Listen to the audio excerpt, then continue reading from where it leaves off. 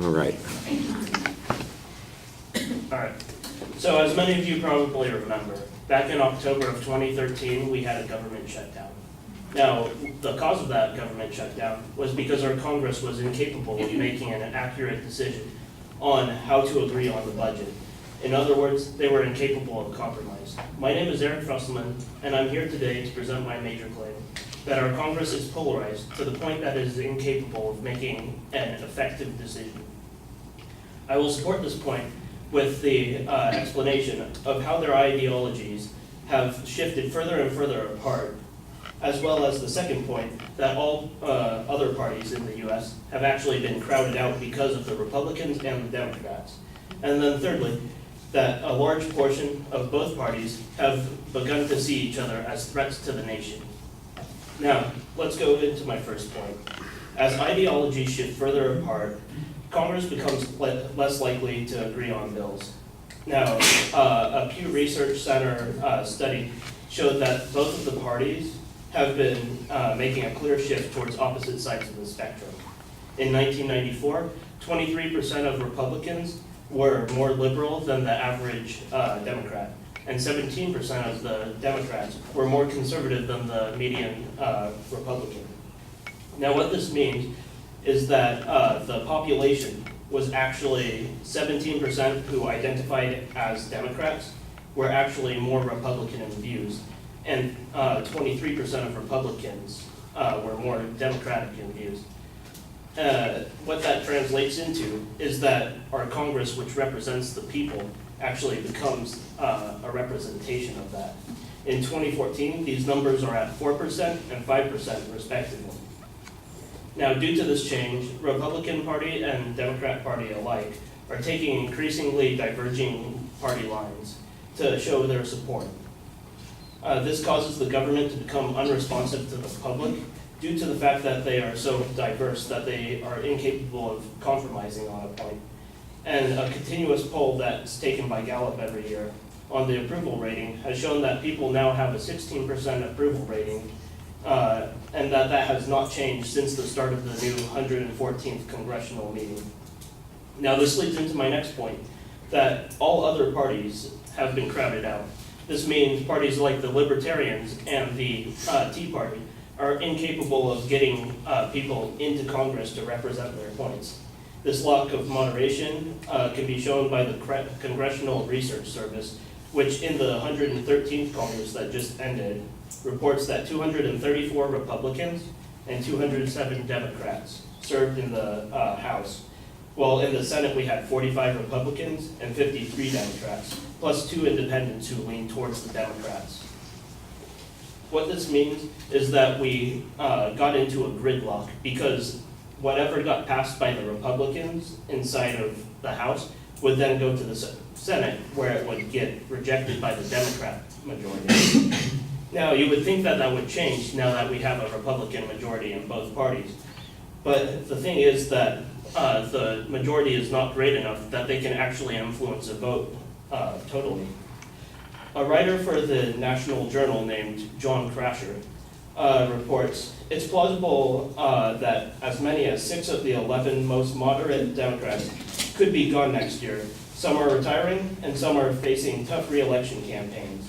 It's not much better for the GOP centrists. Half of the 10 House Republicans have announced their retirement.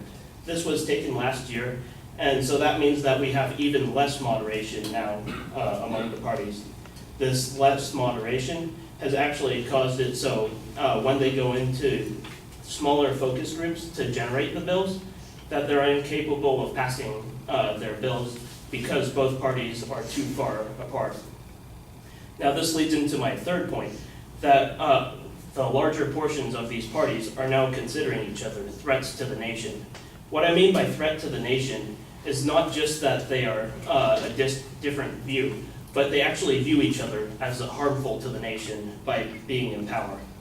Since 1994, the percentage of both parties viewing each other as threats has increased. The Republicans from 17% to 36%, and the Democrats from 16% to 27%.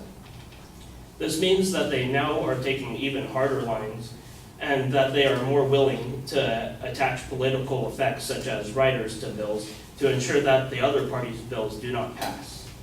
This can be apparent in any bills that usually get passed. You'll normally see a rider.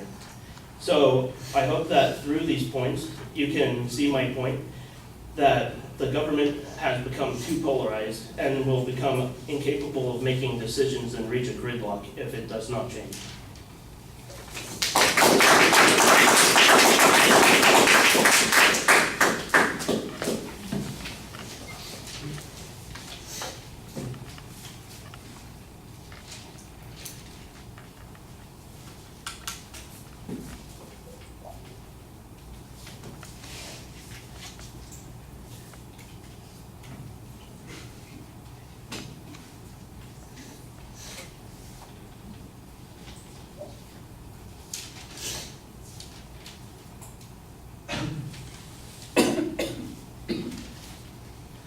They all sound wonderful.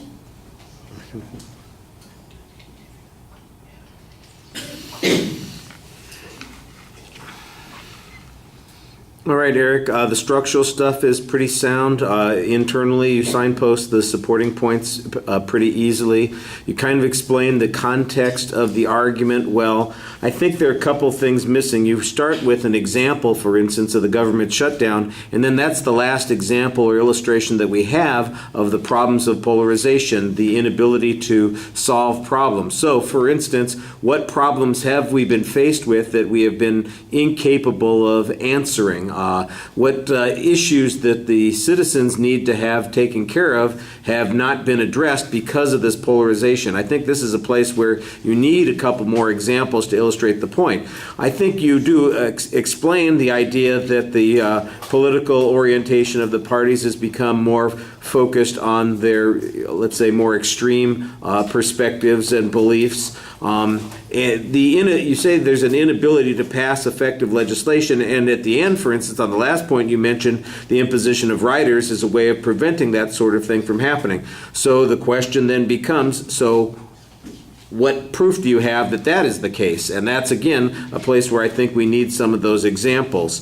The statistical information that you have is basically on the composition of the Congress, but some of it is outdated. And in fact, you cited the Democrats who were subject to being tossed out in the Senate and the Republicans who were likely to be retiring in the House from last year. And I don't know any information about whether or not they were replaced by people who are stronger adherents to an opposing point of view and unwilling to cooperate with the other side on these sorts of issues. That seems to me like it should be something that's updated. And that wouldn't be hard to do just looking at the last election, picking out examples, especially in the Senate campaign, or if there were Democratic or Republican representatives who, were perceived as moderate and they got, for instance, primaried and, were replaced by more conservative candidates, something like that. There's a lot of criticism of those sorts of things, but I didn't hear any examples or illustrations of that. So I think you've got a good idea here, and you explain the concept of the idea. The proof on it needs to be a little bit stronger. All right. Thank you.